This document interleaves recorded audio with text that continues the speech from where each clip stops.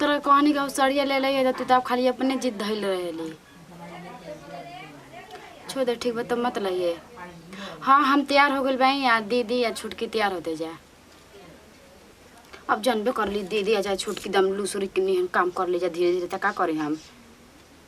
हाँ जो तू ही फोन कर कह हम ना कहम। ठीक बाटे तू मत कह जा दिन हम कह देबे के दीदी जाके जल्दी तैयार हो जाए जा। हाँ ठीक है बेटे आ कौन की भौजी आती ना ये कहे रे तू हूँ ना गजबे मेहरारू वाली सब कोई आई तो उ घर हो गई है रे ना लिया के आई है। हाँ ठीक बेटे आ कौन भैया के लिया के आई है सब कोई जाई या भैया भोजना जिन तो कोई क्या कही रे। हाँ जनते वाली बढ़ के गोतिनिया के कला भैया भौजी सब कोई आवता त का कहिसन कि देखो एक भैया भौजी नहीं खिनाइल। हाँ ठीक बा तब रखो जातनी हम दीदी से कह देतानी। ठीक बा रख बतावा हम तैयार होगा नहीं दीदी या छुटकी इतना लुसरी नहीं काम कर रही है कुछ कहे जो इतना हम जल्दी तैयार होकर चले कि नहीं बाटे सब कोई होने के पार्टी आ गई बाटे इहो सब दम लुसरी नहीं काम करते जाते दीदी के चिल्लाए दीदी।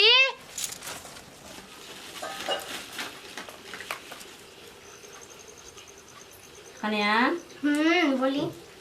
तैयार हो गल हो कबे के तू तैयार हो तो हम तोहरे इंतजार करत हई। अरे हाँ जी ठीक तैयार हो गई।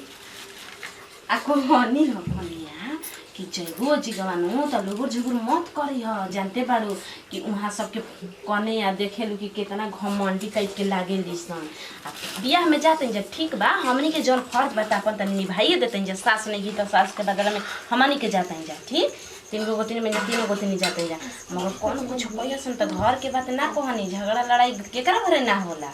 अब का हम अपना घर खातिर बुरे हैं बाहर खातिर जो बुरे हैं। हाँ एक कन्या ई त कहेलू न त हमरा बड़ी बढ़िया लागेला समझ जा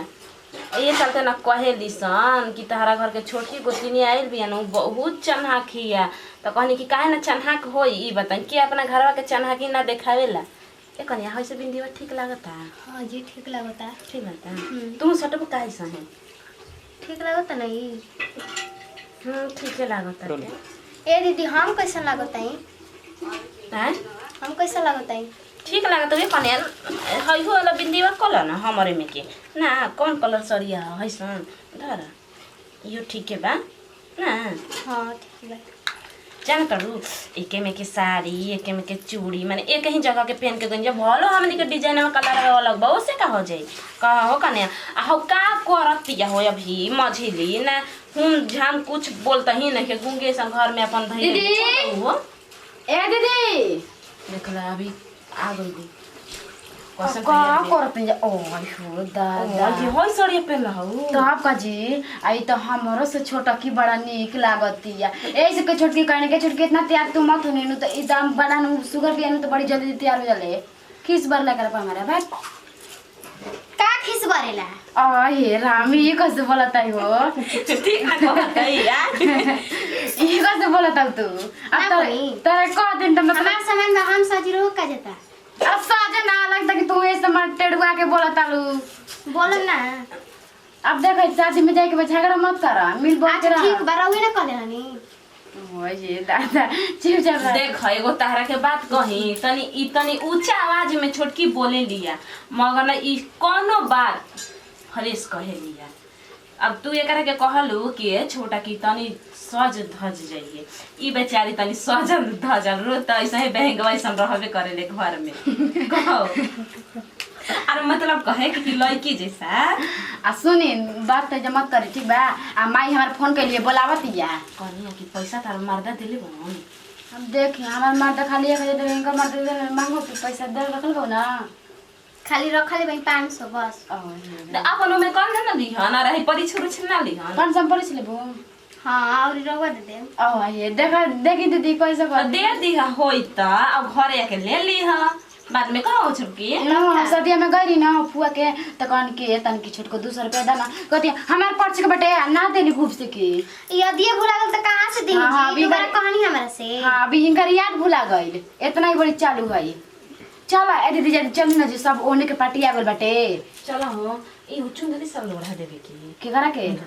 देखिए हमर से निक बना दे चल ना मत ओढ़ाई ई त देख जरा नहीं आने काहे पूछते जी आ हे चाहे गोतनी गोतनी मैं से ना कहे ये कैसे देखे जाता है छोट को जब तुम मत ओढ़ा मजाक कइले पादा आजकल के जानते हो फैशन में इतना अच्छा ठीक बा चल हां तो चल जाने लो कभी जब इहो गेम खेलेली हां चल धर अपन बैग ले जा हां लटका चल लगे कने आजकल का अरे ई होय धरा है कैसे देखो हम मेकअप को कैसे मरबो कहानी है नु बंद करा कहानी है ना जान तड़ू का चलो हो कि चले क्या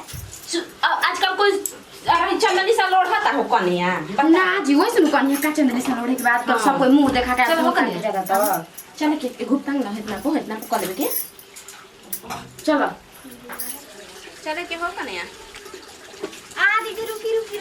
का हो हमर पिन हमर टीका के हम जाएंगी का हो बक हमार मरद रूस जई हन अये रामा ही घंटी का ना पहने देखल मोरा तो यो कर दे बक हमार कितना प्यार से किने बावन की पहने बड़ी नीक लागेली अब चलो पहन ला मतलब तू पहन के जाबे करबू ठीक है कहतड़ी देखो सबक सिंगार औरतें खातिर हां पहना त सदा सहल रहा हां ये दीदी ठीक है अब जे जानते बारू कि कोई होसे हो जाता त पहना त कौन है बताओ एगो हमार मर्द रुबड़ी खच्चर हो पहले नु ई सबक सिंगार मत का के चल तोरा कोई ले भा जाई इतना वो थू किस बरला आ कौन है तू बात कहलू हमारा मर्दा कहेला नु मेहरानू नु करिया हो खेता हमार गोर हो खेता दूसरा के कैसे तनी बता दता कोई से दिमाग लगा करिया मेहरानू रोड पे चली त करा पे केहू ना ताकी आ गोर चली त करा पे 1000 गो ताकी रही ओ दीदी तो बड़ा खीसा रे कहता जी पर उहे कहेलन बाबा पापा हम नहीं खेला का का अरे होई घराओ कने हो गई तो कार मोरा खिसिया गई त हम काहे के चलिए जल्दी जाए हेजिया सज के जाते हैं फिनोज को सजाही के बाटे होला सोना के बेचारी पहन के ये सब पहन हां तो चली हमार माई मारे बोलत रहे हां ठीक लागते ना अब ठीक लागत है तारा सोची को के कमे स्मार्ट होई चल अपने यहाँ चल के हो आप के जल्दी जल्दी ये कन्या हां जी बोली आदमी जाओ गली में घुस टांगला ना ताकि हो ना कदी मुंह देखा के तू हूँ? अब हमू का जी चल के तो फास्ट बोलत रही हां ठीक है कहत ये कन्या बहुते बोले लिया घर के होली चल अब तू अपन कर तो हमरो कर द आ देख ई अपन गांव हटे ओने नु जे बुझे उनका घर है तो उनसे मत करिए जा ठीक नु ठीक बा चले कन्या आ देखो उजी के जाए के बाटे आ 100 रुपया से परी छुरु देवे के बाटे ठीक नु इना के कहे के मुँह रही नु कि हमारा घर बियाह शादी में आइल नु तो ना माने 1 रुपया से परी छनी असन ना कुछ कैली असन ठीक ना ठीक है कहता नहीं चला जा चला बढ़िया को बढ़ जाए नमस्ते प्रणाम हम बनी पुष्पा सिंह वीडियो बना के ये संदेश रहे देखनी है कि आजकल शादी ब्याह लागल बा तो ये में हमनी के जात रही जा अपन सास के नहीं है शादी में तो सास ना रहली तो बहू के फर्ज बा कि जाके अपन सास के बदला में निभावे के चाहिए और चलिए एक साथ लेते हैं जब बताइए अगले वीडियो में फिर से मिलल जाए यदि वीडियो अच्छा लगल तो दिल से लाइक करम शेयर करम कमेंट करम